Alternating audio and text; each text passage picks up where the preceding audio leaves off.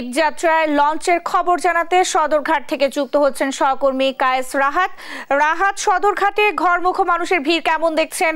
কোনো অভিযোগ কি পেয়েছেন আমাদের জানাবেন। যেমনটি জানেন যে আগামী ঈদুল আজহা উপলক্ষে ইতিমধ্যে শুরু হয়ে গিয়েছে ঈদযাত্রা। তো সেই ঈদযাত্রার প্রেক্ষিতে আমরা আজকে রয়েছে সদরঘাটে। এখান থেকে আমরা জনদুর্ভোগ বা ঈদযাত্রার যে প্রেক্ষাপটটি সেটি নিয়ে বেশ কিছু দুর্ভোগ, সেটি শুধুমাত্র যে এই সদরঘাট কেন্দ্রিক সেটি কিন্তু নয়। এই জনদুর্ভোগটি মূলত শুরু হয়ে যায় হচ্ছে মূল যে রাস্তা সেটি থেকে। আমরা আসার সময়ও দেখছিলাম যে সদরঘাটে আসার যে রাস্তাটি রয়েছে অর্থাৎ গুলিস্তান বা এর আশেপাশের যে রাস্তাগুলো, সেখানে কিন্তু একটি দীর্ঘ যানজটের সৃষ্টি হয়েছে এবং আমরা প্রায় 2 ঘন্টা যানজটে আটকে থাকার পরও সেখানে যেটি দেখেছি যে খুব স্বাভাবিকভাবেই যারা বাড়ি যাবেন অর্থাৎ ঈদে নারীর টানে যারা বাড়ি ফিরছেন তারা কিন্তু সেই বাসগুলোতে সেভাবে আটকে থাকতে রাজি হননি। তারা একটা নির্দিষ্ট সময় পর্যন্ত অপেক্ষার পর তারা বাসগুলো থেকে নেমে হেঁটে হেঁটে অনেকেই এই সদরঘাট পর্যন্ত চলে এসছেন প্রিয়জনের টানে বাড়ি ফেরার জন্য।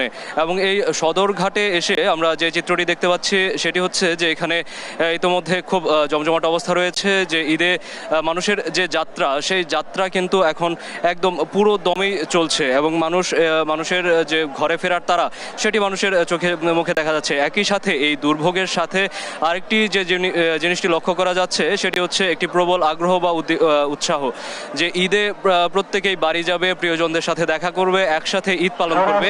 এই আনন্দের কাছে তাদের এই দুর্ভোগটা অনেকটাই ম্লান হয়ে যাচ্ছে। অনেকের মুখে এই বিষয়টা নিয়ে এখনো হাসি রয়েছে। অন্যদিকে আমরা টিকিটের ব্যাপারটি, টিকিট প্রাপ্তির ব্যাপারটি, সেটি বিষয় নিয়ে যখন আমরা জানতে চেয়েছি তখন জনগণের কাছ থেকে বা সাধারণ যাত্রী যারা রয়েছেন তাদের কাছ থেকে যেটি জানতে পেরেছি সেটি হচ্ছে যে টিকিটের কালোবাজারিতে এখনো তারা তেমন কোনো এফেক্ট বা কোনো প্রভাব তারা কিন্তু এখনো দেখতে পাননি, কিন্তু তারা টিকিট ঠিকঠাক পাচ্ছেন এবং একই সাথে তারা তাদের গন্তব্যে পৌঁছানোর জন্য ঠিকঠাক মতো লঞ্চে উঠছেন এবং এখনো পর্যন্ত এখানে বড় কোনো সমস্যা কিন্তু আমরা দেখতে পাইনি।